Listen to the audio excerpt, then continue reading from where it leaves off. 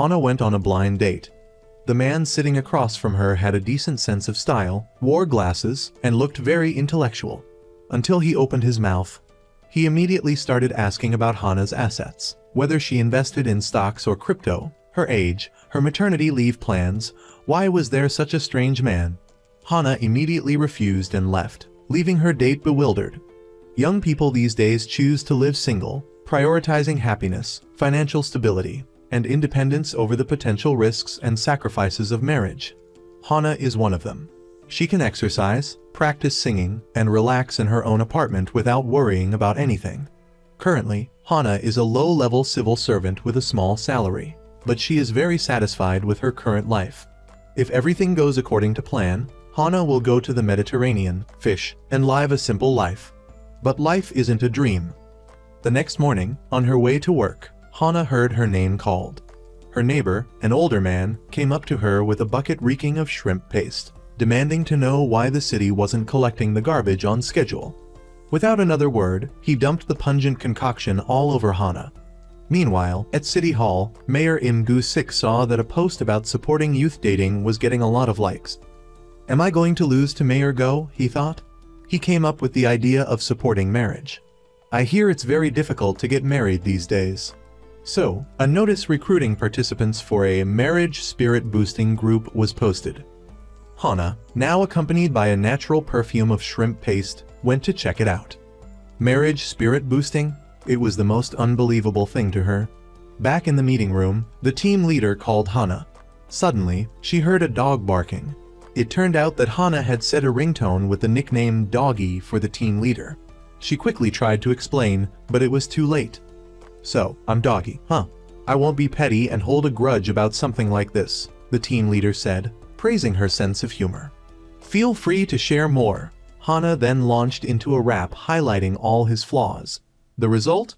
The team leader suggested she transfer to the matchmaking department. Talk about poetic justice. Marriage spirit boosting, huh? Hana walked into the office and immediately ran into a beautiful woman with a huge baby bump, a young man on probation, and an old man about to retire. She returned to her apartment, complaining to her best friend about her hopeless team. Hana had previously worked at a matchmaking company responsible for pairing couples. The result? Disastrous failures, one after another, ultimately leading to the breakdown of her own marriage. She became a civil servant to escape marriage, and now she had to nurture the marriages of others. The next morning, while eating ramen, the mayor heard about Bong Cheol-hee, 34, single, and busy caring for his two twin nephews on a remote island. He immediately wanted to help Cheol-hee find a partner. He announced this to the matchmaking team. Because Cheol-hee was attracting public attention, this mission had to be successful. Hearing that Hana had experience in this field, he chose her as the team leader, assigning her the task of bringing Bong Cheol-hee back to the mainland and finding him a wife. A generous reward was promised.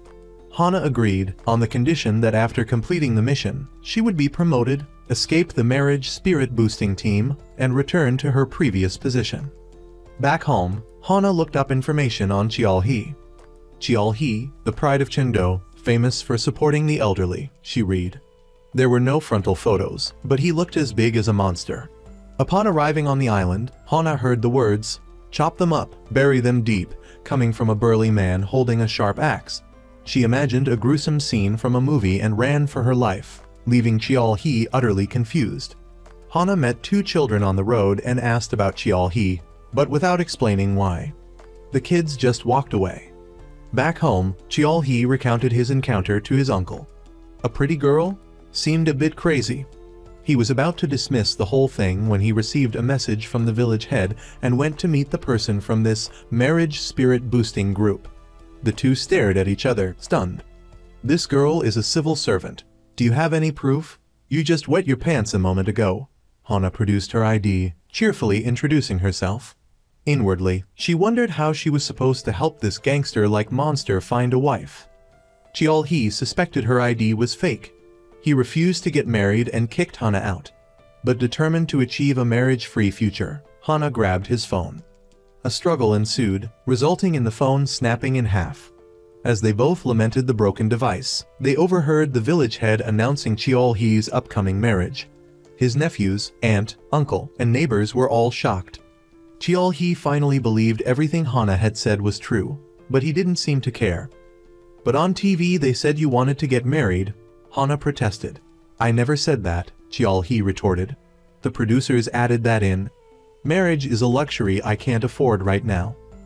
Hana couldn't believe she had failed so quickly. She grabbed his hand and pleaded with him. This scene led the gossiping neighbors to assume they were a couple. Faced with Cheol-hee's blunt refusal and desperate to escape the dreaded marriage spirit-boosting team, Hana asked to stay at his house for a while. Stepping into the small, tidy house gave Hana a different perspective on Cheol-hee. Seeing a pretty civil servant staying with their uncle, the two nephews assumed she was his girlfriend and gave their approval. "But what will happen to us when Uncle gets married?" the older nephew worried. "We'll have to leave Uncle eventually," his sister replied. "Do you want him to grow old alone? He needs a good partner so we can stay together longer." But the children needed to test whether Hana was indeed a good partner. That evening, Hana was surprised by Cheol-hee's cooking skills. The nephews interrogated her relentlessly. "Why do you like Uncle? How long has this been going on?" Cheol-hee blushed at their questions. After dinner, the two adults sat down for a heart-to-heart. Hana recounted her disastrous marriage and her choice of singlehood. How she had left marriage only to be confronted by it again. She told him about her time at the matchmaking company. How she had once ignored a client's problems, leading to a tragic outcome where the woman was hospitalized after being assaulted by her partner. This incident had upset Hana, leading her to confront her own boyfriend, only to find a scantily clad young woman in his apartment. The wedding invitation with both their names on it fell to the floor. The completion date of the invitation was the day they parted ways. After her first love, Hana realized she wasn't ready for marriage.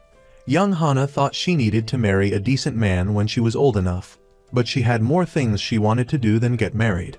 While agreeing with his desire for freedom, she believed Cheol-hee was ready for marriage. She did a complete 180, praising him as a good person, just with slightly problematic hair.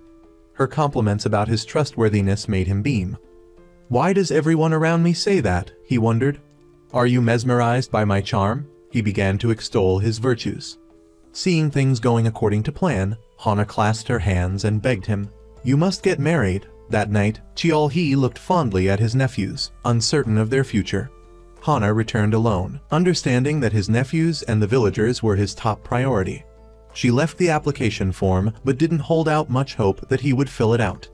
Surprisingly, the next day, Cheol-hee cheerfully brought the completed form to the office, looking for Hana. Overjoyed by his agreement to marry, Hana was suddenly startled by a familiar voice behind her.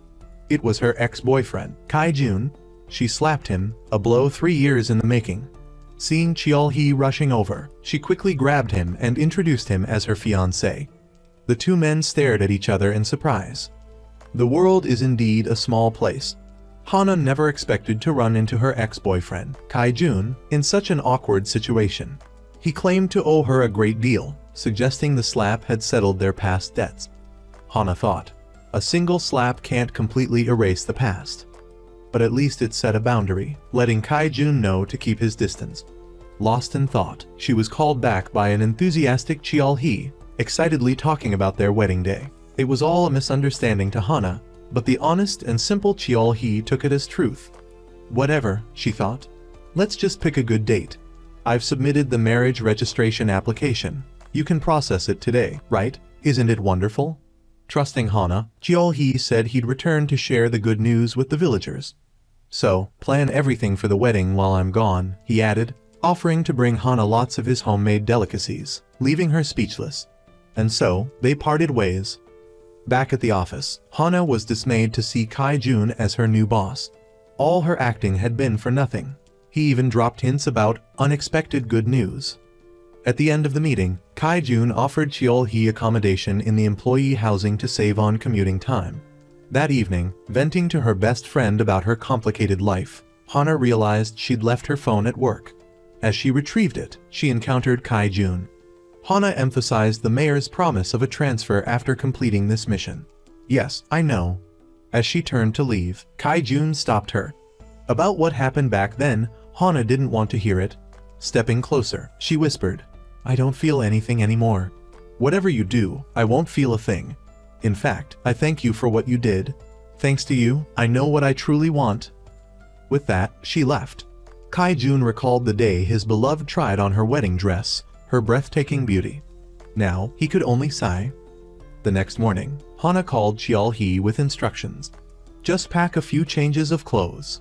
"Yes, but the kids are coming too, right?" "Yes, but so, see you tomorrow." Click. Hangs up. Just saying what she wants and hanging up. Did she learn those manners from wolves? Cheol-hee grumbled, abandoning the delicious food he'd prepared for Hana. Meanwhile, Hana was packing when Kai-jun arrived. This is a team project. 2 people can work faster than 1. He stubbornly refused to leave. Hana decided to just go. On the small island, everyone hoped Cheol-hee would find a wife and settle on the mainland. Looking at a family photo, he resolved to leave. The next day, the 3 of them arrived at Hana's. "The kids can stay here during summer break." Cheol-hee then asked, "If things don't work out, will you stay with me forever?" Hana immediately refused. The children loved the cozy apartment, and the 4 celebrated their housewarming. While seeing Hana off, they ran into Kai-jun. Cheol-hee, remembering him as the hated ex, quickly put on a loving act, unaware that everything had already been revealed. He boldly introduced Hana as his fiancée until he realized Kai-jun was the head of the marriage spirit-boosting team. Cheol-hee quickly apologized. The next day, Hana reviewed the dating profiles, finding many bizarre requests. She decided to interview each candidate to gauge their seriousness. Then, she presented Cheol-hee with a selection, allowing him to list his desired qualities. The interviews commenced, and the candidates were eliminated one by one. Finally, Cha Min-jae was chosen. Leaving work, Hana felt a pang of envy watching her colleague being cared for by her attentive husband. She too had envisioned a warm family dinner with a loving husband. She wondered how different her life would be if things had worked out 3 years ago. Hana consoled herself, "It's okay to be curious, but that's still not the path I want to take." Cheol-hee, having received a heart a yes from his potential match, called Hana, asking if she could help him with his style for the date. Hana hesitated slightly, prompting Cheol-hee to declare, "It's okay, I could go naked, my beautiful body is enough." They finally agreed to meet the next day. While shopping for clothes, Hana was stunned into silence when Cheol-hee emerged from the dressing room. She'd forgotten she was supposed to be finding a wife for this face. Carrying shopping bags home, Cheol-hee admitted to feeling nervous, but not too worried. "If this doesn't work out, you can become my other half," he reminded her of his earlier proposal, leaving Hana flustered. Just then, Kai-jun walked by, pained to see his ex happy with someone else. The next morning, In-ah returned to work only to be tasked by her father with going on another blind date. She immediately messaged her cousin, Kai-jun, for help. At the hair salon, Cheol-hee demanded his hair be straightened to the very last centimeter. His naturally voluminous hair, however, presented a challenge for the stylist. At the cafe, everyone was already in place, playing the roles of waiters and extras. "So, Hana and the team leader can pretend to be a couple, right?" someone suggested. Hana immediately refused, while Cheol-hee readily agreed. As the two felt awkward, a colleague suggested they play ex-lovers, unintentionally hitting a nerve. Suddenly, an object fell from above. Cheol-hee instinctively pulled the woman out of the way, taking the blow himself. The sight of him, one eyelid slightly swollen and hair parted in the middle, stunned In-ah. "Watch out for the water!" Cheol-hee stepped in front of her to protect her, soaking his new outfit. Noticing her injury, he offered her a bandage and left. Cheol-hee arrived at his date wearing the same soaked clothes, leaving Hana speechless. "Did you at least memorize some jokes?" she asked, exasperated. Hana pleaded with him to just act normal. The team, observing the unusual man, doubted the mission's success. Cha Min-jae arrived, and everyone took their positions. The date proceeded normally until Min-jae expressed her preference for intimate meals prepared specifically for a loved one. Cheol-hee, however, viewed meals as something to be shared comfortably with anyone. They ended up agreeing to be friends. The date failed due to differing definitions of a meal. Meanwhile, In-ah met with her cousin to celebrate. "Did you tell her about that night?"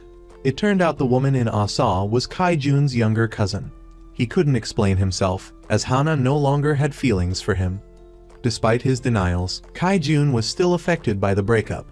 In-ah, on the other hand, was stressed about her father's constant pressure to marry. She wanted to choose her own partner. Despite being surrounded by men, she couldn't discern who genuinely liked her versus her wealth. "It's so complicated," she sighed.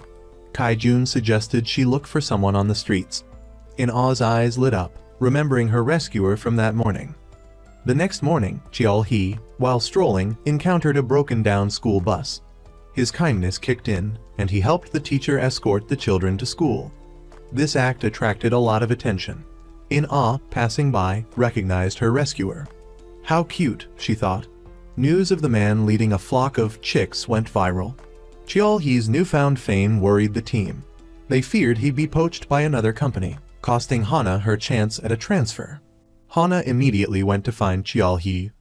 "Hot news, right? I'm about to become famous. My schedule is completely booked." Cheol-hee rejoiced, while Hana looked dejected. He asked her what was wrong and learned that she was worried Cheol-hee's love life would become public fodder. Cheol-hee suddenly felt sad. Did he look like a heartless person who abandoned others? He reassured her. "As long as Hana is here, I won't go anywhere. We have a special connection, you know?" Hana was cheering up when the doorbell rang. Unexpectedly, it was the woman from 3 years ago, accompanied by her ex-boyfriend, Kai-jun. Hana looked at her with disdain. In a thank Cheol-hee gave him a gift for using her company's cart and quickly left. Finding it hard to let the opportunity slip by, Ina decided to ask Hana out to talk. Hana, seemingly still fixated on the past, said she didn't care about their real relationship and left. Was she afraid to hear the real reason? This question lingered in Hana's mind. The day Hana received the news that Kai-jun had sold their former home, a place that once held their shared memories, she burst into tears. Back at his place, Cheol-hee found a thick envelope. He recalled Hana's reaction and realized they must not be ordinary friends. At a bar, upon hearing that Cheol-hee was being set up for an arranged marriage, Ina offered to be paired with him. Cheol-hee was the one who rescued her on the street, and she believed it might be destiny. This arrangement also gave Kai-jun a chance to be with his ex, so he readily agreed. The next morning, the team was lamenting over unsuitable profiles when Kai-jun presented a promising candidate, Oh-na, the CEO of Dian Supermarket. Although their family backgrounds were different, if this worked out, it would be like winning the lottery for Cheol-hee. However, Hana opposed the idea, fearing Cheol-hee would be hurt by their differing social circles.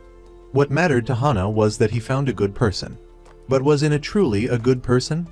Meanwhile, Cheol-hee went to Ina's company to meet her. He returned the envelope. "This isn't nearly enough," he said. Ina was taken aback. Was this man just as materialistic as the others? Then Cheol-hee continued, "A heartfelt thank you is priceless." He left after returning the envelope, and Ina knew he was the one for her. The scene shifted to Kai-jun, drunk at his usual bar. He reminisced about his past love and saw Hana approaching. He apologized, saying it was all in the past now. As Hana was about to leave, Kai-jun revealed that his father had sold their house. His wedding was approaching, but his family had gone bankrupt. Desperate, he had asked Ina to do what she did to make Hana leave him. After confessing, he collapsed. Cheol-hee arrived, and the two women entrusted him with the noble task of carrying Kai-jun. "No big deal," he said, but as soon as they left, he dumped Kai-jun on the ground. "We're not close enough to carry each other home, are we?" No matter what Cheol-hee asked, Kai-jun only answered no. Finally, Cheol-hee dragged Kai-jun home. Hana pondered their unfinished love story after hearing Kai-jun's confession. The next morning, Kai-jun woke up in a panic to find two children examining him. "Don't be scared, take a deep breath. You've seriously injured your butt," they said. Kai-jun quickly left. Later, Hana came to find him and asked if he had ever considered marrying a rich woman. He enthusiastically agreed, saying there's no reason to favor someone based on their finances. Then he noticed his flat tire. Yesterday seemed fine. Cheol-hee reviewed the dashcam footage and spotted a suspicious person in black clothing. Not wanting to worry Hana, he pretended nothing was amiss. At the office, Ina appeared with an application form, specifically seeking someone with tan skin, curly hair, a kind heart, and very young, a perfect description of Cheol-hee.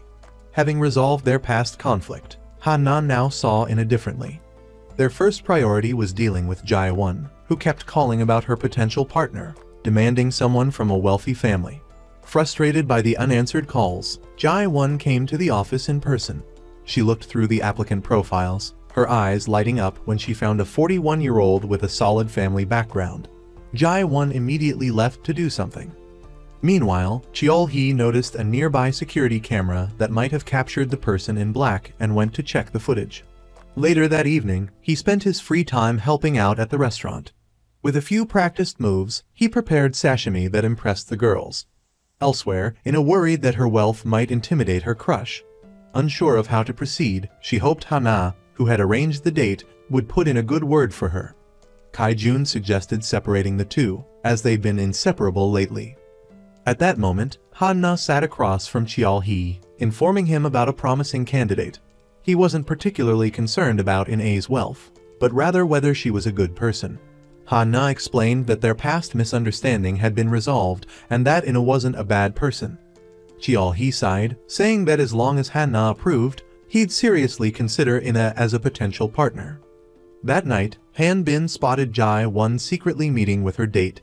He learned the man owned a private business, a house, 5 cars, and generated substantial revenue. Han-bin realized that Jae-won's family was struggling financially and deduced she was looking for a wealthy husband. While not inherently wrong, he questioned how she obtained the contact information before the application was approved, suspecting a breach of privacy. However, he concluded that as long as the man met the requirements maintaining a weight of 45 kilograms, even after marriage and keeping short hair, it was acceptable. Jae-won, refusing to be treated like a trophy wife, walked away. The man tried to stop her, but had not intervened. He threatened to expose the information leak, but Han-bin countered by mentioning the non-existent 20 billion won in the man's account. Defeated, he left empty-handed. Afterwards, Hana and Han-bin talked. She confessed her past mistake of believing that a man from a good family would protect her. Realizing that fortunes could change, Han-bin offered words of encouragement. Later, Hana informed her boss that the date went well. Kai-jun brought up their own relationship, but he could only manage a few incoherent words. Returning home, Hana saw Cheol-hee getting into a luxury car with 2 other people. Someone secretly photographed the scene. Cheol-hee then entered a lavish house and bowed to Chairman Jin Si-won, leaving the audience wondering about his true identity. The next morning, Hana sat in a meeting at the company, her mind preoccupied with Cheol-hee's background. Was he a real gangster, or just an online tough guy who instigated fights? Impossible, she thought, suddenly exclaiming out loud, confusing her team. Just then, Jae-won, the previous intern candidate, arrived. Han-bin looked at her with sparkling eyes, perhaps sensing a new office romance blossoming. Back to business, they realized that a couple of applicants had vanished. They discovered an error in the application form. Meanwhile, to prepare for the advertising campaign, Cheol-hee, the first matched client, went for a photoshoot for the poster. The stylist, surprised by his unruly hair and unique appearance, thought, "No problem, I love a challenge. Let's give him a makeover." Back at the company, they couldn't restore the website. Fearing their boss's disapproval, they sought a workaround. Jae-won suggested a legendary, lightning-fasted expert. Jae-won and a colleague went to the expert's home, but the eccentric genius claimed to be off the clock and scheduled them for the next day. Desperate, the colleague tried to lure him with an offer. Jae-won's custom-made keyboard, one of only 2 in the world, a gift if he took the job. He agreed, speeding off to the company alone, leaving the 2 women behind. "Is he still single?" "Poor guy," the colleague remarked. At the photoshoot, Cheol-hee's transformation stunned Hana. He looked even more handsome than her ex-boyfriend. His appearance was dramatically different, but he still seemed somewhat out of place. He posed awkwardly, lacking any modeling experience. They needed a partner for him.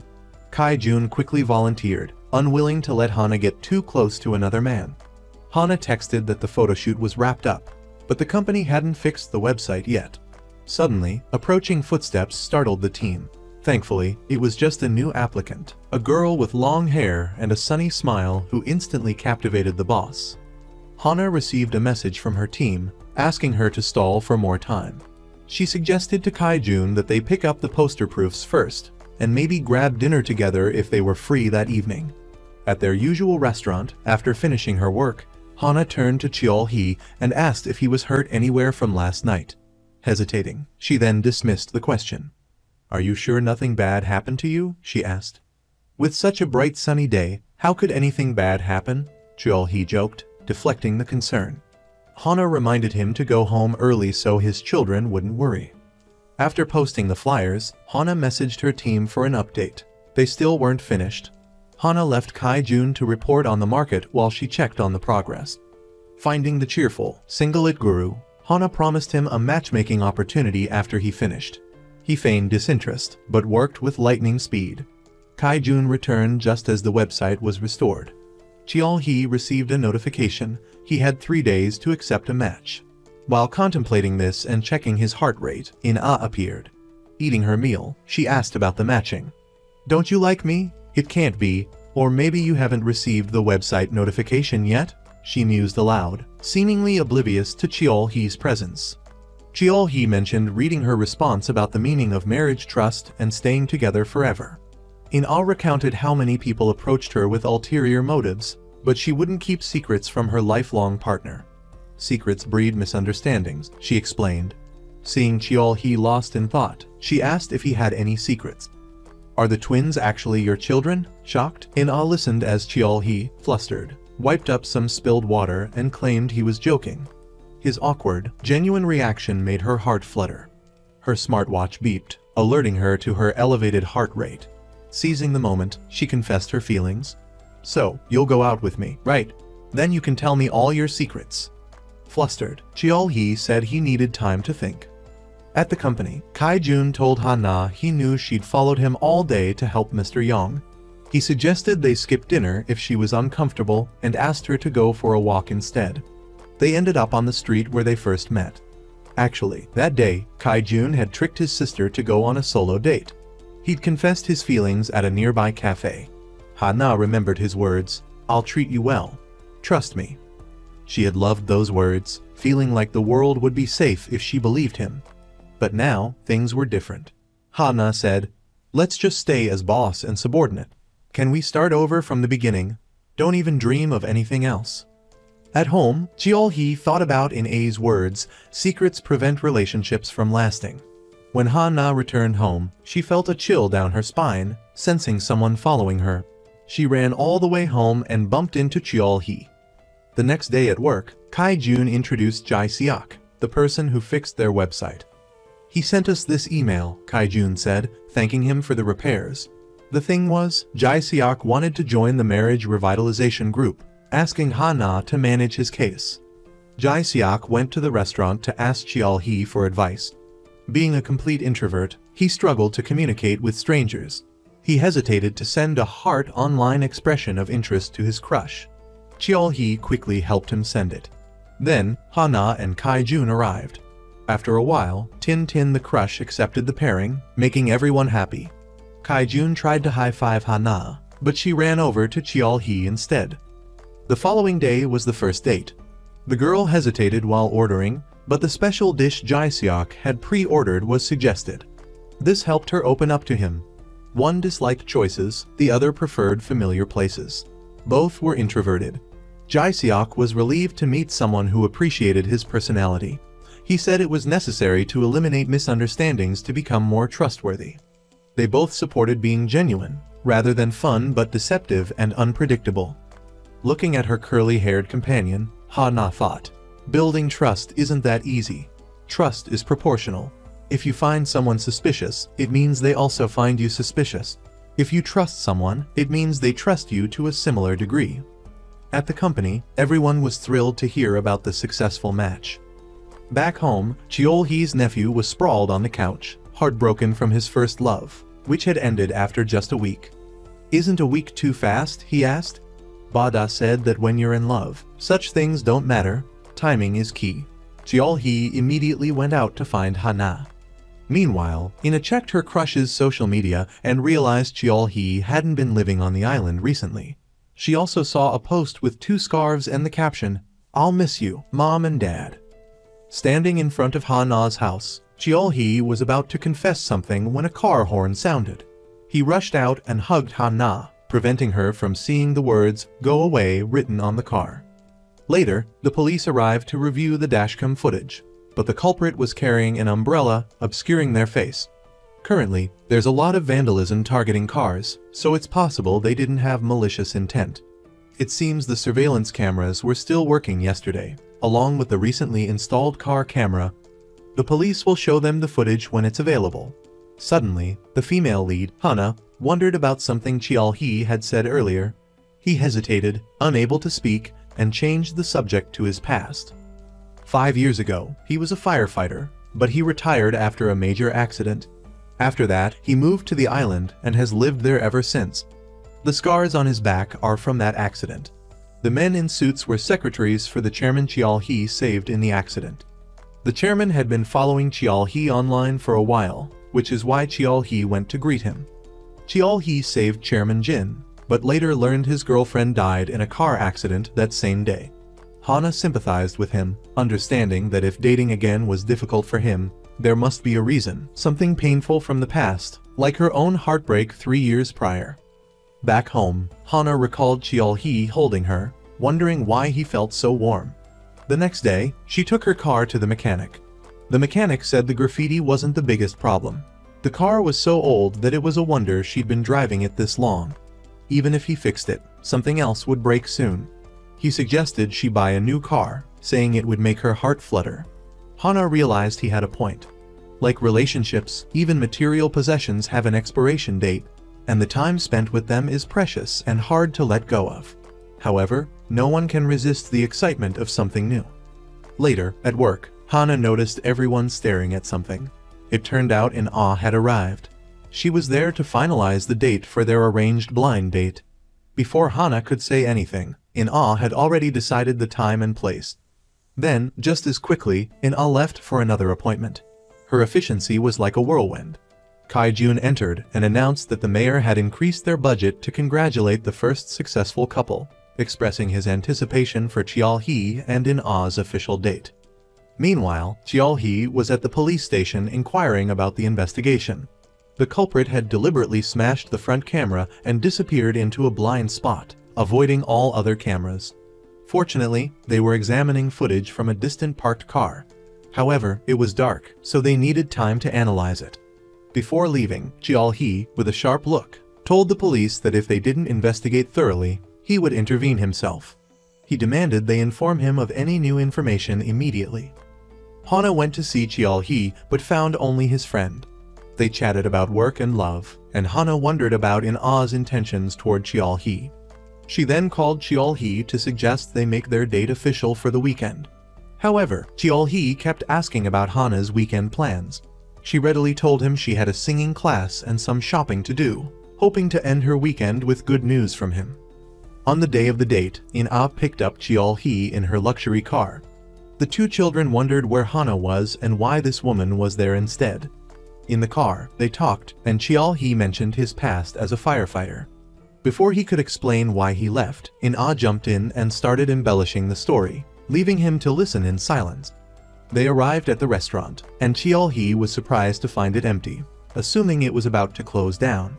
In-ah revealed she had rented the entire place, wanting to spend quality time alone with him. At the same time, Hana was at the library, feeling like someone was watching her.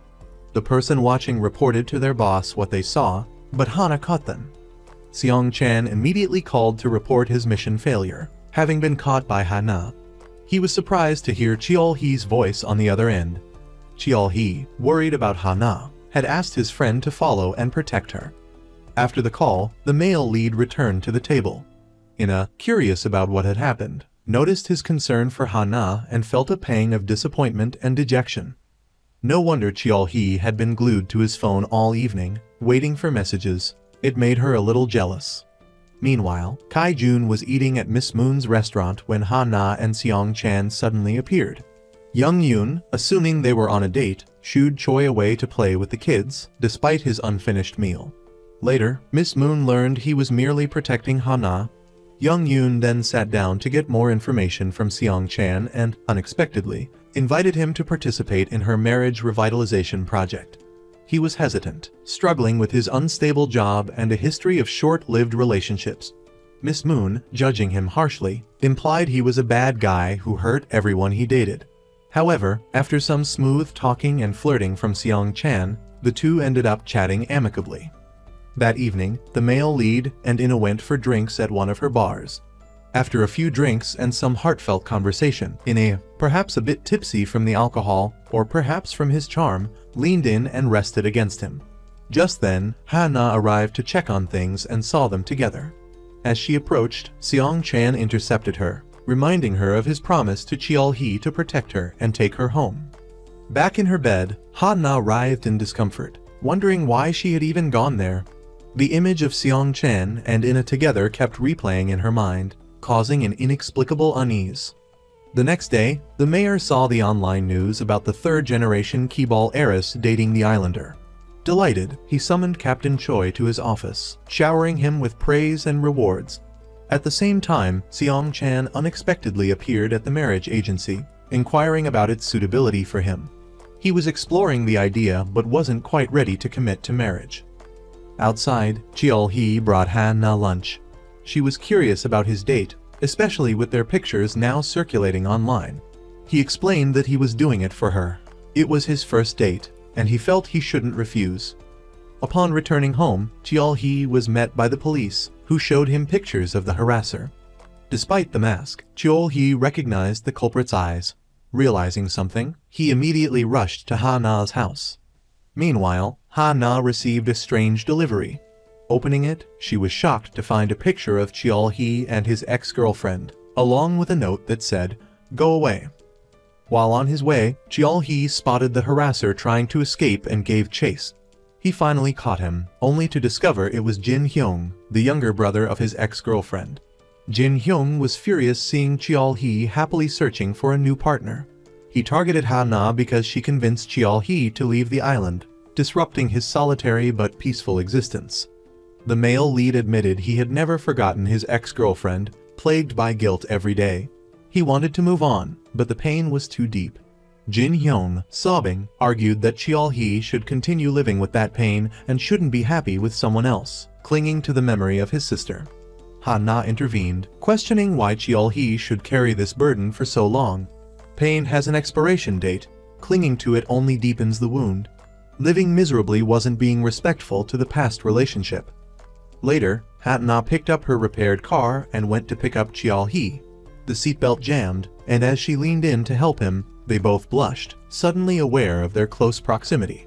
At that moment, they noticed a stranger in black leading two children away. The male lead, worried, immediately chased after them but lost track of which direction they went. He continued searching everywhere until he finally found his two nieces sitting and eating happily as if nothing had happened.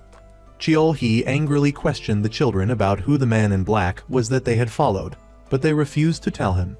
Suddenly, Ha-na appeared and, seeing his anger, led the children home. The next morning, the female lead went on another blind date. She felt the man seemed decent, and his hobbies were normal, but other than that, there was nothing memorable about him. This makes the outcome of the date pretty obvious. Back at the office, everyone was discouraged about the many complaints the project was receiving. Suddenly, the mayor walked in, hopeful that Cheol-hee and Ina would become a couple, making his vision of marriage promotion a reality. He reiterated that if Ha-na successfully facilitated this, he would keep his promise to them. That evening, while grocery shopping, the female lead saw Mr. Yong acting suspiciously. She followed him, and then Cheol-hee suddenly appeared. Learning that he was also shopping for dinner with Ina, they shopped and chatted together cheerfully. Back home, Ina was playing with the children, but she brought up the topic of their parents, creating an awkward atmosphere. To avoid further discomfort, Cheol-hee called everyone to dinner. Ina was delighted to eat the delicious meal he had prepared, but she assumed they were dining alone. The children, overhearing this, wondered aloud what their purpose was. Ina quickly explained she hadn't prepared gifts because she hadn't known they'd be there. Even at her young age, Ba-da, one of the nieces, was already interested in stocks, expressing her desire to be rich like Ina to achieve her dreams. Before leaving, Ina mentioned an upcoming interview and expressed her excitement about it, seeing it as a public declaration of their relationship. Cheol-hee, however, was still hesitant and said he needed more time to think about it. The next day at City Hall, Captain Choi read an anonymous complaint alleging bribery within the marriage promotion team. He looked around the office, unable to identify the accuser. At the same time, Cheol-hee brought Ha-na food, remembering her mentioning braised beef with soybeans and quail eggs at the supermarket. She was touched by the gesture, but jokingly asked if he was trying to bribe her. He explained he just wanted to ask her more about the interview with Ine. Later, at the office, Director Jo, who had previously filmed Cheol-hee, unexpectedly appeared.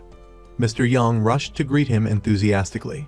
Now Captain Choi became suspicious of Seung-koo and pulled Ha-na aside to talk. He asked her if she'd noticed anything unusual about Mr. Young's recent behavior. The filming began, and they had just started shooting the first scene when Ina suddenly had to leave. Returning to the office, the female lead was surprised to find Mr. Young searching online for information on how to quickly prepare for emigration. Still confused, she realized she had left her phone at the filming location. At the same time, Ina somehow managed to find Cheol-hee's brother. She offered him a sum of money to take the children abroad. Unbeknownst to them, Ha-na, returning to retrieve her phone, overheard their entire conversation. She confronted Ina, arguing that this wasn't just about money.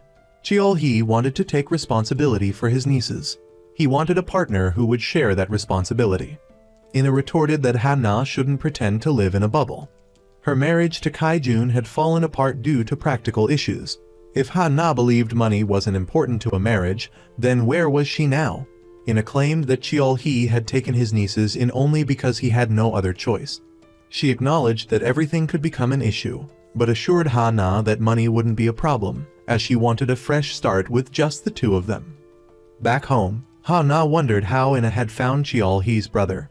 The next morning, during a filming session at the supermarket, Ha-na discreetly followed Mr. Young to gather more information. She unexpectedly bumped into Captain Choi, who was also tailing him. After chatting, they realized they had lost track of their target. Back at the office, Ha-na was packing her belongings, preparing to leave. Everyone was discussing destined relationships when they suddenly realized Mr. Young was missing. Ha-na went to look for him. Simultaneously, Captain Choi received a text message from a stranger containing a photo alleging corruption within the marriage promotion team. Coincidentally, Kai-jun saw Mr. Young talking to someone and went to question him, just as Ha-na, also suspicious, arrived. The three returned to the office to address the situation. It turned out Mr. Young was merely seeking sponsorship from the Dian Corporation for their project. He was deeply disappointed by their accusations of bribery. Later, the mayor called Ha-na to his office and gave her a personnel transfer notice, telling her she could start packing. The following day, Ha-na looked at her schedule, happy to be returning to her previous role, believing her romantic selves would return to normal. She hoped Cheol-hee would also find happiness. During Cheol-hee's filming, which was going smoothly, Ina unexpectedly arrived. Everyone was surprised, as her presence wasn't planned.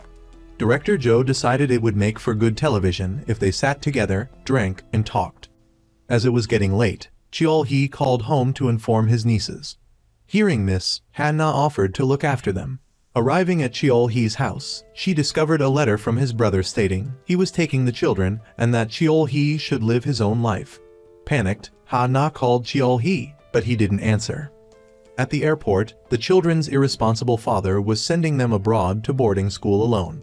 Fortunately, the distraught children cried out for their uncle, giving Ha-na just enough time to arrive and rescue them. Back at the restaurant, Cheol-hee was completely drunk and unable to comprehend Ha-na's explanation of the situation. Ina received a text from Cheol-hee's brother informing her of the failed mission. It was revealed that Ina was behind the scheme, keeping Cheol-hee occupied to buy time for his brother to take the children away. Furious, Ha-na immediately cancelled the matchmaking, declaring that she couldn't allow Cheol-hee to continue seeing Ina as she didn't deserve him. After Ha-na got Cheol-hee home, she went to the children's room and found Sunny still awake. The boy pleaded with her not to tell his uncle about his father being there, fearing it would upset Cheol-hee. The next morning, Cheol-hee woke up feeling groggy and tired. The children, missing their uncle, went to sit with him. Just then, Ha-na arrived with breakfast, suggesting they eat together. Cheol-hee wondered how he got home the previous night, as he'd been filming and felt pressured to drink, but couldn't remember anything afterward. The children, not wanting to reveal what happened, kept piling food onto Hana's plate as a bribe. At the marriage enhancement office, the team was reviewing the new flyer for their first featured couple when Hana burst in, forbidding its release that day. Team leader Choi followed her, criticizing her impulsive decision. Hana abruptly halted last night's filming and the flyer distribution. She argued vehemently that she wasn't being impulsive, Ina was, and that he should trust his team's judgment. Kai-jun insisted he was only concerned for her. Hana lamented her struggles working with the team, implying her investment in the project's success. Was it because she had feelings for Cheol-hee? At the restaurant where Cheol-hee worked, Miss Moom suddenly appeared, questioning him about his feelings for Ina after last night. However, Cheol-hee, having been so drunk, only remembered the last thing he saw, Hana's face. At the mayor's office, the two reported the incident. Hana, refusing to let the matter go, insisted on taking responsibility instead of team leader Choi. She would stay with the marriage enhancement team and find a suitable match for Cheol-hee. The mayor warned that if this failed, he couldn't keep his promise to her. Meanwhile, the team listened to the despondent, unemployed director Jo. They decided to try matchmaking for him. When Won-sang's turn came to suggest ideal candidates, he drew a blank, frustrating everyone, especially Miss Lee, who jokingly declared she'd have a baby out of frustration. Cheol-hee's brother called in asking for more money for a surefire plan involving the children. He seemed oblivious to the potential financial implications of their actions. Cheol-hee suddenly appeared, overhearing the conversation. He angrily confronted his brother at a cafe, but his words seemed to fall on deaf ears. Later, Cheol-hee brought Ha-na lunch to thank her and apologize for his drunken blackout. Ha-na remained, determined to take responsibility for the situation. The flyer was supposed to be released today, but she realized she should have consulted Cheol-hee first. Now, he should meet with Ina to clear up any misunderstandings. Cheol-hee felt relieved that Ha-na was taking responsibility. Meanwhile, the team anxiously watched Won-sang, who was agonizing over hitting the like button to confirm a date. After an excruciatingly long time and much encouragement, he finally clicked it, and the team celebrated their hard-won victory. That evening, Ina went to the restaurant to confess to Cheol-hee. He already knew from his brother and returned the money, apologizing for his brother's manipulation of Ina's naivete. He explained that family meant arguing and fighting sometimes, but also talking things out and working through problems. Sending family away because of money wasn't what family did. While acknowledging Ina's kindness and sincerity, Cheol-hee admitted they weren't right for each other. The next day, the team arrived at the office exhausted. Ha-na learned they'd spent hours helping Director Jo complete his dating application. Everything went smoothly until Won-sang repeatedly mentioned his family, even suggesting his mother join their next meeting. They summoned Director Jo, only to be surprised by his mother's arrival. The team gently explained that a second date with Won-sang was unlikely. The woman understood, stating there was nothing wrong with Director Jo's family. It was just that marrying Won-sang felt like marrying his mother, not him. Cheol-hee arrived with his marriage enhancement application. He wasn't there to find another date, but to revise his profile to be a better match for her. As they left, they witnessed Miss Lee's water break. Everyone rushed her to the hospital. In the car, Jae-kyung, in agony, gripped Cheol-hee's hair, leaving it a mess. Cheol-hee feared bald patches, but Ha-na gently fixed his hair. He felt a pang, like Cupid's arrow. Miss Lee's relieved husband arrived, and they admired the adorable newborn. He confessed his sadness that his parents had opposed their marriage and hadn't known about the pregnancy. That night, his parents arrived, congratulating and expressing pride in their son-in-law. The next day, Ina and team leader Choi grappled with the online fallout from her breakup with Cheol-hee. Ha-na and Cheol-hee arrived. Ha-na wanted to help him find a book for inspiration, but he spotted a panda book, hoping his nephews would like it. He cut his finger, and Ha-na bandaged it, unaware of Ina and Kai-jun watching. Holding his hand made Cheol-hee's heart race. He finally realized Cupid had struck, igniting his feelings for Ha-na. As a stack of books wobbled, he pulled her close, their hearts stirring with genuine affection. The male lead, flustered and awkward, explained to her that he'd reached out because her stack of books looked like it was about to topple over. All morning, Ha-na had been asking about Cheol-hee's interests, but every time he met her gaze, his face turned as red as a tomato. It seemed that whatever Han-na liked, Cheol-hee preferred the opposite. His mind was racing, thrilled to be near his crush. Unable to confess his feelings directly, but also unable to bear the intensity of the moment, Cheol-hee made up an excuse and left. Back home, he was still blushing, the feeling of being in love again unfamiliar and overwhelming. He could barely stand, his heart pounding uncontrollably. Han-na, too, was caught in a rosy dream filled with images of Cheol-hee. She woke up suddenly, realizing she was late for work, and hurriedly got ready. Arriving at the office, she quickly sent a message to her team's group chat. Everyone cooperated, strategically placing items and creating diversions to distract team leader Choi. When Kai-jun woke up, it seemed as if nothing had happened. Everyone was working as usual. Later, the team gathered to discuss their first successful matchmaking case. However, Han-na was glued to her phone all morning, providing dating advice to Cheol-hee. Team leader Choi decided to assign Han-na to Cheol-hee's case. She resisted, wanting to focus on Cheol-hee personally, but Kai-jun refused to let her handle it. He pointed out her 2 previous unsuccessful attempts to set him up, declaring it was time for a change. Team leader Choi took over Cheol-hee's case. Later, a dejected Han-na met with Cheol-hee at a cafe. He was shy, avoiding direct eye contact. When he heard that team leader Choi was giving her a hard time at work, Cheol-hee flew into a protective rage, grabbing several knives and declaring that he'd go after Choi if Han-na gave the word. She explained that she wouldn't be able to manage his case for a while, that they specifically Kai-jun had requested someone else take over. Cheol-hee erupted in a string of curses directed at Kai-jun, surprising Han-na with his sudden outburst. He was told that Kai-jun would be responsible for him during this time, but Han-na promised to continue looking out for him as usual. Meanwhile, Ina was reading negative news articles about herself when Mr. Yang approached her, seeking sponsorship for his group's project. Ina learned of Han-na's reassignment to wedding preparations for the newly matched couple, relieving her of Cheol-hee's case. Sensing an advantage, Ina immediately increased her sponsorship funding in exchange for more positive press coverage. That evening, Han-na was busy scouting venues and furniture for the upcoming wedding. The task of preparing another wedding felt strange. She hadn't anticipated doing it again. It was a process of sharing choices and piecing them together, she reflected. The next day, Han-na visited the wedding venue, taking photos for her report to her boss. At the same time, Cheol-hee was shopping for pillows for his 2 nieces. A salesperson showed him a discounted mattress set for newlyweds. He lay down to test it and unexpectedly fell asleep. He dreamt of lying next to Han-na, exchanging endearment. He woke with a start to find her standing right in front of him. In his surprise, he bumped his head against hers, mortified by the accident. Together, they went to a bridal shop to meet the bride.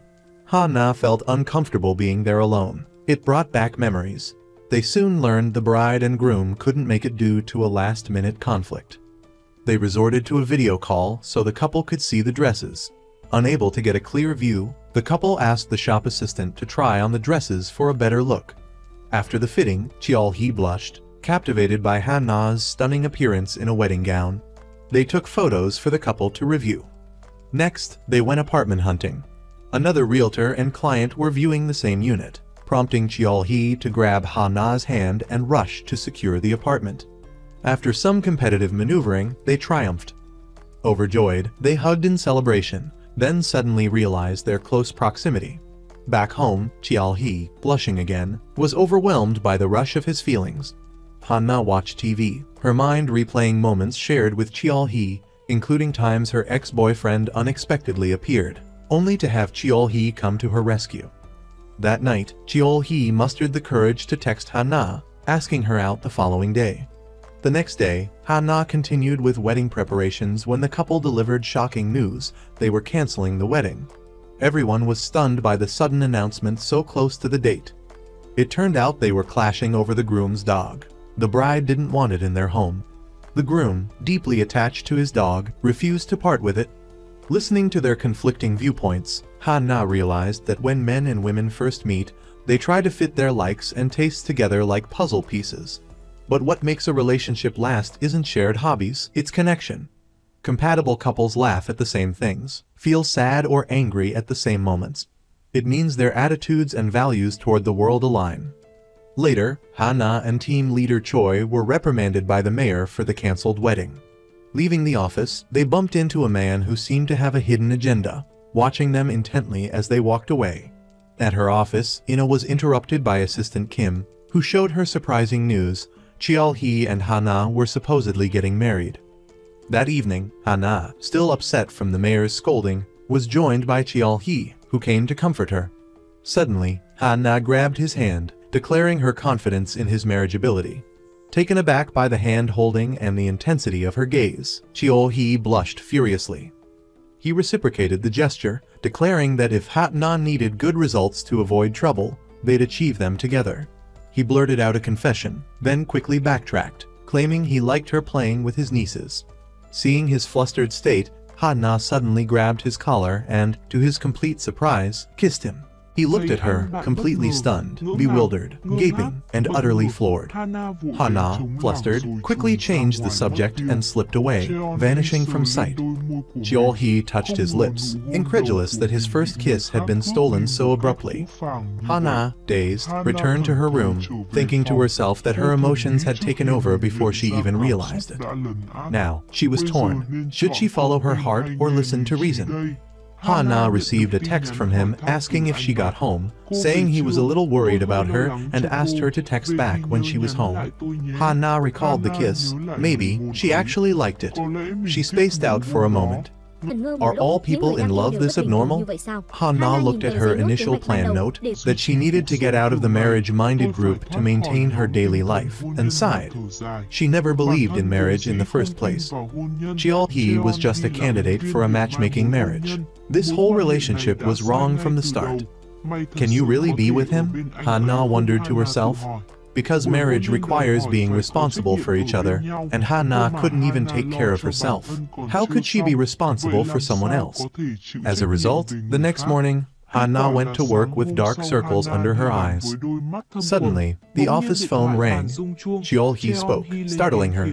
"Why are you using the company line to call me?" he asked. "Because you didn't reply to my text. I was worried about whether you got home okay."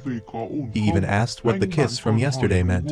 "Huh," Ha-na yelled, making everyone in the office jump.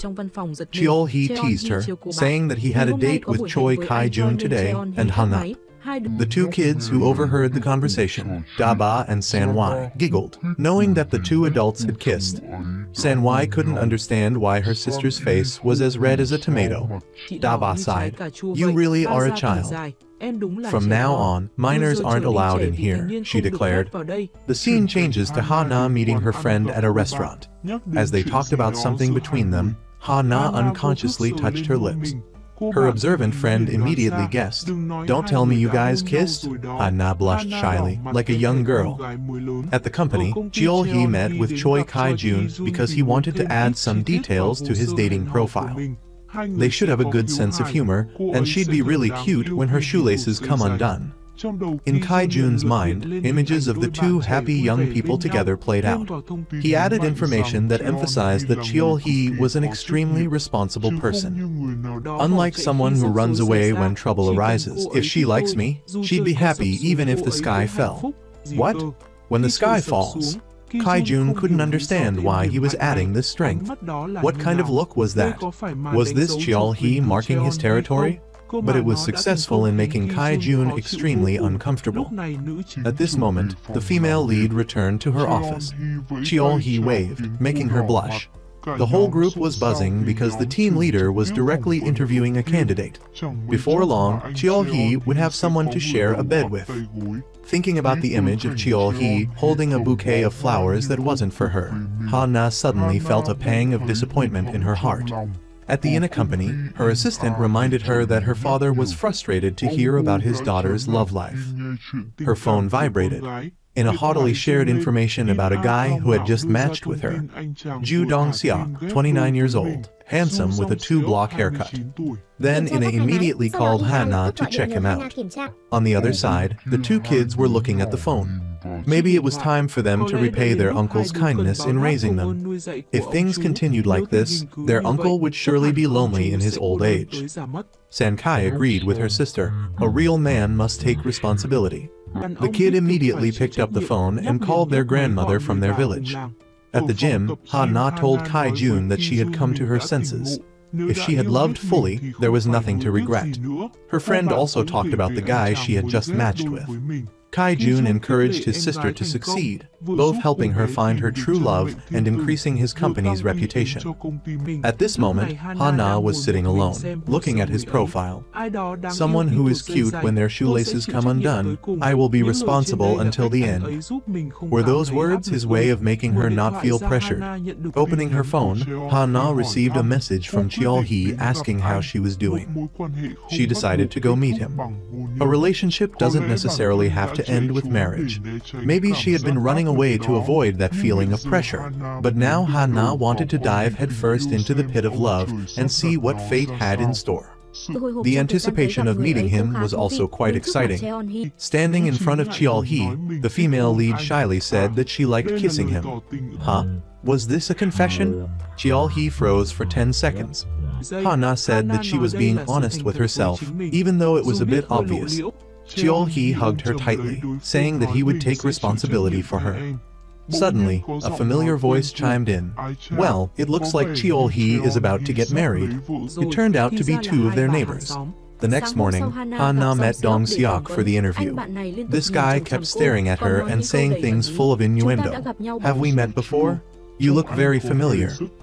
Before she could answer, her coworker interrupted, saying they shouldn't mix personal matters with work. He also expressed his desire to meet with Ina privately, as he didn't want to go to crowded places. After the interview, Ina received feedback from Ha-na and accepted his match proposal. That evening, Ha-na and her colleagues were watching the two on their date.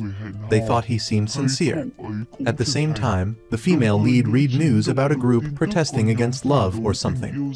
After leaving, Dong-seok offered to take Ina home because it was dangerous for women to be out alone at night. Ina declined, saying she had a car. On her way home, Ina heard about attacks on women in their 20s and 30s who were walking alone at night. The online community that hated women supported these crimes. And just then, a suspicious car was following her from behind. Meanwhile, at home, Cheol-hee was happily making food. The kids knew that Ha-na was coming to their house for dinner tonight. His nieces and nephews asked about the kiss between her and their uncle, and what the next step would be, causing Ha-na to choke on her food. How did you guys know about this? She asked. You guys are being too obvious. Only a blind person wouldn't notice, the kids replied. The rumor had already reached the small island. Ha-na shyly blamed Cheol-hee. Da-ba asked if she really liked their uncle and if she loved him passionately. Ha-na said that she liked him very much. The three of them giggled together. The dinner that evening was unusually happy. The next morning at work, the company announced that many male candidates had registered thanks to Diane's sponsorship. At the same time, the number of hateful comments had also increased. Mr. Young decided to block accounts with bad intentions. While everyone was in a meeting, Ha-na received a love confession from Cheol-hee. Seeing her reaction, after the meeting, Jae-won asked if she was dating anyone. Ha-na denied it, but her lovey-dovey emotions were all over her face. For their date, her best friend sat beside her. Ha-na asked if her face looked different today. Her best friend asked if today was their first date, saying, "Just looking at your face, it's like you're saying I'm on a date, and you can't stop grinning." Ha-na said that she had unknowingly smiled after reading Cheol-hee's messages. Her colleagues also noticed. Now, Ha-na was trying to be as discreet as possible. Hearing that, Cheol-hee had an idea. Afterward, they dressed up like high school students and went on a date, not forgetting to buy sunglasses to be mysterious. Meanwhile, at the park, Ina was waiting for her date. After waiting for a long time, Ina called Ha-na for help, but then received a text from Dong-deok. Ha-na couldn't understand how the two of them had exchanged phone numbers. Ina hung up. Ha-na suddenly felt that something was wrong. Ina was on a date at the park, but Dong-deok had said that he didn't like going to crowded places. The lovebirds switched from dating to following Ina. Their black sunglasses were suitable for the situation but were too obvious, and Dong-seok noticed that someone was following him. Ina sat down and curiously asked about Dong-seok's past relationship. The relationship had been quite turbulent, making Dong Seok afraid of being with women. He had gathered all his courage to match with Ine. Marriage was about responsibility. Hearing that, Hana left reassured. After seeing them leave, Dong Seok invited Ine to dinner. On the other side, the male and female leads met an acquaintance. After the conversation, Hana realized that it was difficult to control one's life in a marriage. That night, Dong Seok took Ine out of the city. Feeling strange, she sent her location to someone. After the meal, Ine sat motionless beside Dong Seok, leaning her head on his shoulder. Dong Seok smirked, appearing menacing. The main couple was walking home together when Hana realized she wasn't ready for marriage. She asked to end the relationship, explaining that she just wasn't ready to let anyone into her life, fearing she'd ultimately hurt him. Cheol-hee, his eyes welling up, said it was okay. He explained that he had become a better person because of her, and he'd always be there. All he wanted was for her to have no regrets. Editing home, Hana found the food her mother had prepared, along with a letter. Her mother wished for someone to be by Hana's side, taking care of her in place of her parents. Hana teared up. That someone had appeared, but she hadn't dared to face it. After showering, Hana finally saw a message from Ine, a strange location. Her friend said she'd call after their date, but it was late and there were no missed calls. Had their date not ended yet? Phone calls went unanswered. At this moment, Dong Seok was blaming Ine. She shouldn't have drawn any attention to herself. He took a picture of Ine passed out on his shoulder, her pale, young-looking thighs exposed. Worried, Hana and Choi Kai-jun went looking for her. Meanwhile, Dong Seok was carrying Ine to a car when she woke up, using her weightlifting strengthened arm to punch Dong Seok in the face, causing him to bleed. The two friends could only watch in shock. Ine demanded he hand over the dirty phone. It turned out she knew about his plot all along. In his small room, Cheol-hee stared at an empty suitcase. He must be confused right now, unsure of what the right thing to do is. The next morning, at the company, someone sabotaged them. News was spread that the Marriage Spirit Boost team was corrupt and would be dissolved. Living alone is healthier, they claimed, eliminating the administrative waste of forced marriages. The secretary excitedly told the mayor about it. He remained calm, knowing he already had a discreet way of handling the situation. The team was panicked, under attack from internet trolls. What if our group dissolves, they feared. Choi Kai-jun tasked On Yang with finding the hateful comments and their IP addresses. Hana also informed them that Ine's date had gone wrong. Because of Dong Seok's unacceptable behavior, he was being put on a blacklist. At their little house, the two kids were stunned to see the uncle packing his things. We'll go back to the island with Hana. We'll live together. No? So, the two of you are breaking up? Say something. This is annoying. The kids refused to leave because Hana wasn't coming. At the company, On Young found an address from the hateful comments, 16 Asan District 1. The suspect was right under their noses. Kai-jun decided to handle the situation quietly. At that moment, the mayor read the comments wanting to disband the marriage support group. He thought to himself, if that's what they want, I'll give it to them. His assistant then called Hana and Kai-jun in for a private meeting. Seeing this, Jae-won pulled her close friend aside.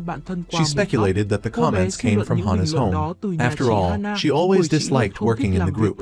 If that was true, their internships would be ruined. The scene changed to Cheol-hee sheepishly saying goodbye to his best friend at a restaurant. Young Yoon didn't understand her friend. If you like her, just go for it. Even after being rejected, Cheol-hee defended Hana. Are you leaving now? Have you told Hana yet? He likely knew now wasn't the right time. Because there was already trouble at Hana's company, the mayor presented a piece of paper with the address of the hateful comment. It was Hana's house. Despite her denial, the timing of the comments perfectly matched the time Hana spent out with Cheol-hee. She couldn't argue. The female lead had no choice but to stay silent, listening to the mayor's scolding. She requested a day to provide proof that she was innocent, but the mayor announced the group would be dissolved. Because Kai-jun spoke up, the mayor gave them a deadline until the next day. Walking out, Hana's colleagues looked at her with disappointment. Kai-jun called her into a private room, asking for an explanation, but Hana refused. She said she wanted to handle things herself and then left. Hana thought to herself that she was hiding the truth to protect herself, and wondered what Cheol-hee would choose to do. He chose to go find Ina to ask for help, specifically regarding the company's delivery truck from Daein at 2 a.m. Returning home, Cheol-hee had been waiting for her for a long time. Seeing him worry about her, Hana felt a warmth in her heart. Cheol-hee presented a recording of a suspicious figure in a black shirt. The timing matched when the car was spray painted. The figure had a wristband that looked like Dong Deok's. While not enough to prove anything definitively, Cheol-hee had discovered that Ju Dong-jeok was a well-known misogynist on social media. They decided to go to his house, but the person who opened the door was the mayor. It turned out that he was the mayor's son. He confessed he had a broken family, which is why he wanted to form the group, his goal being to find happiness for his son. He pleaded with them to give him a way out. The next morning at the company, everyone went back to work as usual. Ina also received a thank you message from Cheol-hee. The thug also bowed and apologized to Ina. While her ex-boyfriend resolved to give Cheol-hee's letter to Hana, Kai-jun said, "I'll stop trying to make up for my feelings for you now, and I'll leave." At the same time, the kids were fighting to stay. "I like Hana," they insisted. After reading the poignant letter from Cheol-hee, the female lead went to see him. On the way, she received a call from her mother, who said she wouldn't be able to take care of Hana much longer because she had stomach cancer and had been hospitalized since yesterday. The three kids were sentimental about the house. When they called for Hana, they heard her crying. Immediately, Cheol-hee rushed to the hospital, taking her in his arms. Seeing Hana's sad face, Cheol-hee started to tell her jokes. Not funny. The kids always like these stories. Hana looked down at Cheol-hee's slippers. He must have rushed over, so worried about Hana he forgot about himself. The female lead asked, "Why did you leave without saying goodbye?" "Because that really means the end, right?" Hana said she didn't want to live without him. She said she liked him and gave Cheol-hee a kiss. Suddenly, her father stepped out, making the two kids embarrassed. He said he approved of this love. He really liked trustworthy people. The next morning, Ina met her brother at a cafe to work on wedding invitations. It turned out she had agreed to let her father arrange her marriage. Kai-jun, meanwhile, decided not to get married because after pursuing his ex, Kai-jun felt empty, without a goal. Who will sing at the wedding? Hana, at that moment, was singing with the two kids. Her hope for future was drawing near, in ways she hadn't expected. After spending a few days on the island, she was on her way back to the mainland. The neighborhood women were ecstatic to see the couple together. The two kids told their grandparents to be quiet. "The two of them are happy now. They need some privacy. Don't you understand?" The grandparents nodded. Back at the company, Kai-jun arrived with a new team member, Cheol-hee. He gifted lightweight shoes that were easy for pregnant women to walk in, a thoughtful gesture that won over his colleagues. Back at their small house, Hana and her love watched a dating show. Cheol-hee was publicly showing his affection on air. Seeing this, Hana rewarded her love with a kiss. Cheol-hee shyly then turned and kissed Hana. The two of them were wrapped up in their blanket, doing something, while the TV continued to show couples from young to old. They had different love stories, but they were always together, through thick and thin.